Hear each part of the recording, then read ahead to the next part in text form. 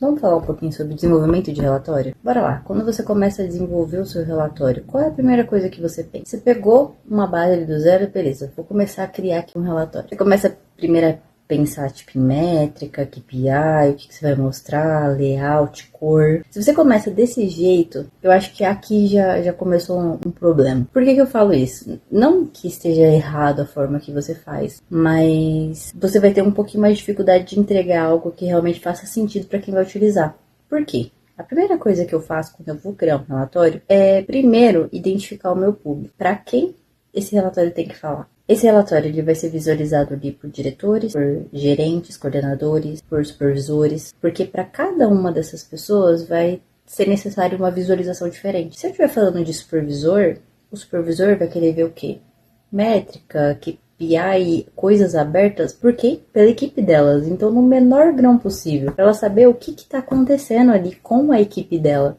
É claro que ela vai querer saber em que nível ela tá comparada às outras equipes, mas ela vai querer entrar no detalhe da equipe dela para saber quem é o operador, quem é aquele funcionário que tá abaixo dela e tá trazendo um gap, que ela vai ter que tomar algum tipo de ação. Então, se você entrega uma visão dessa pro seu diretor, por exemplo, o que isso diz para ele? Não sei, eu não quero ver isso, eu quero ver para ele vai querer ver uma coisa geral, um contexto geral. Ok, a equipe dela tá boa ou tá ruim, mas eu quero saber a operação inteira. Eu quero saber todas as minhas áreas. O que tá, como que tá? É tudo. Então, tipo, muda muito. Quando você muda muito a forma que você vai criar um relatório, dependendo para o tipo de pessoa que você vai criar esse relatório. Parece uma coisa meio óbvio, né? Mas a gente não pensa muito nisso. E aí, quando a gente tá chegando aí num momento em que apenas criar relatório não é o suficiente, você vai precisar realmente, o pessoal tá cobrando ali storytelling. Muito se fala de storytelling. Mas é difícil você achar um conteúdo que te explique como que você vai gerar esse storytelling de verdade. E não, o storytelling não começa ali no gráfico, na disposição, em cor, não é isso. É você entender mesmo, tipo, olhar ali para a experiência do cliente, por exemplo. Quem é que vai usar? Então vamos voltar. É um supervisor? O que esse supervisor quer ver? O que ele já mede a dia dele? Como que ele procura informação? Então, antes de criar um relatório, você precisa fazer perguntas desse tipo. Ok, quem é que vai usar? Como que você usa esses dados hoje? O que você olha hoje, né? O que é importante para você ver? E aí, a partir disso, criar algo que faça sentido. Não ache que você vai criar um relatório para sua empresa único e isso aí vai atender todo mundo. Ninguém agrada todo mundo. O que você acha que um relatório vai fazer isso? Não vai.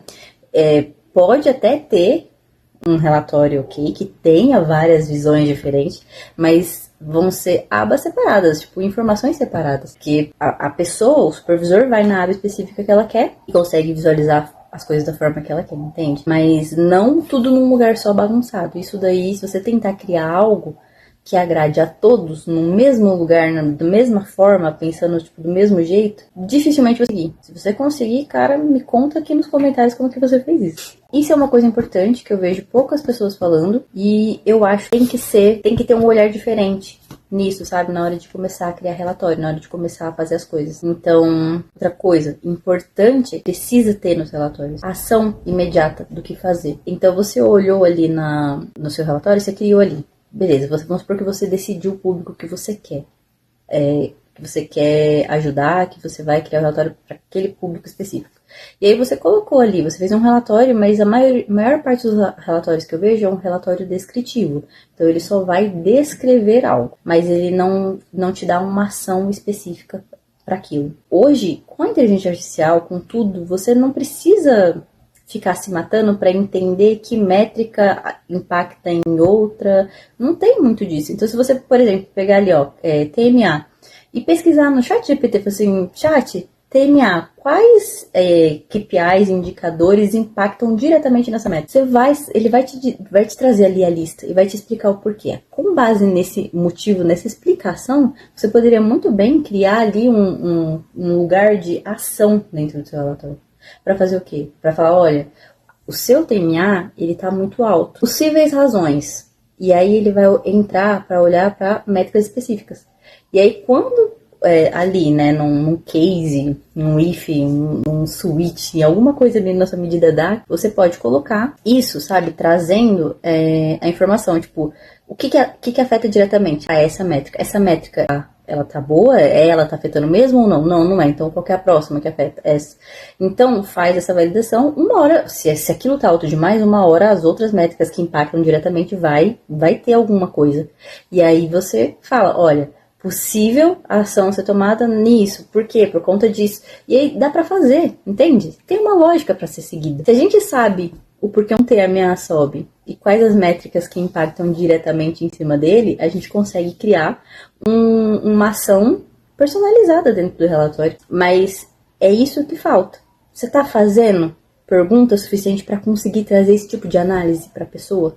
Para o seu gestor, para o seu supervisor, enfim. Porque para você conseguir pensar mais ou menos dessa forma e conseguir trazer um plano de ação, precisa entender o negócio. E aí você precisa aprender a fazer perguntas. Aprender não só a criar relatórios, mas é entender o que o usuário precisa ver, o que é importante, como ele faz isso hoje, da forma que ele faz hoje, o que daquilo você pode trazer ou ensinar ele a olhar aquilo de uma forma diferente, porque às vezes ele olha de uma forma que dá muito trabalho e você consegue trazer isso de uma forma diferente, mas você sabe vender isso para ele? Se estivesse começando hoje, é claro, tem que aprender o básico ali do Power BI, das ferramentas em si que a gente utiliza no dia, né, como analista de dados. Porém, eu focaria muito ali no usuário, em perguntas.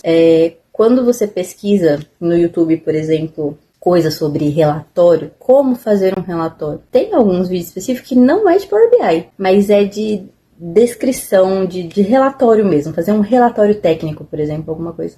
Assisti uns vídeos assim, eu assisti muitos vídeos assim que ajudou a melhorar o raciocínio por trás, porque é isso que você precisa, é esse raciocínio, entende? Você parar, analisar o que precisa ser feito, o que aquela pessoa quer, então tipo é descrever, beleza, para quem esse relatório é? Esse relatório é para os supervisores, mas eles veem a quantidade de venda feita por cada funcionário dele. E além das vendas, tem que comparar TMA, tem que comparar pausa, tem que fazer isso e aquilo. Ok. O que pode estar impactando a quantidade de vendas dele diretamente? Aí você vai olhando ali para as outras métricas. Esse dia ele não vendeu bem, mas o que aconteceu nesse dia? Coloca ali, tipo, ele teve um pico de pausa muito grande. Então as pessoas trabalharam menos, ficaram menos tempo falando. E é esse tipo de análise, entende? E tudo isso dá para fazer de uma forma automática. Dá para você criar uma medida no seu relatório para você trazer isso e mostrar para o seu cliente. Agora, por que a gente não tá fazendo isso ainda? Te pergunto, por que você não faz isso hoje na sua operação? Uma coisa muito importante fazer e daria para facilitar, assim, ó, muito rápido a vida das pessoas que vão usar esse relatório. Você pode ter certeza que se você criar um relatório desse e as pessoas antes não utilizavam muito os relatórios que vocês criavam ali no Power BI, a utilização do seu relatório vai aumentar, tipo, 100%. Por quê? Porque ele já tá te dando um plano de ação. Ele abre o relatório, vê o que tá acontecendo, ele já te fala o que você tem que fazer. E aí o supervisor vai lá e atua naquilo que o relatório falou. Deu melhoria, ele vai voltar e vai ver de novo. E aí, se você tem uma estrutura bem feita para fazer esse loop, né, então pega a informação descritiva, o que você pode fazer para melhorar as métricas que você tem hoje. Dá um plano de ação para ele vai fazer esse plano de ação e depois vai voltar para ver de novo. E aí fica esse ciclo, que é uma coisa bem legal, que precisa hoje nas operações. Então é isso. Hoje eu quis trazer um vídeo mais de bate-papo, pra gente falar um pouquinho sobre essas coisas que são importantes, que eu acho que precisa ter no dia ali do analista. E é isso. Se você está começando hoje na área e você quer se destacar como analista, para um pouquinho o seu Power BI, para um pouquinho ali de ficar estudando coisas técnicas e comece a estudar um pouquinho mais de raciocínio, para você conseguir entregar coisas que realmente vão trazer valor no dia ali para a operação, para o lugar onde você vai trabalhar. É isso. Se esse vídeo te ajudou, se você realmente gostou do que eu trouxe, já curte, comenta, compartilha e segue para não perder meu conteúdo.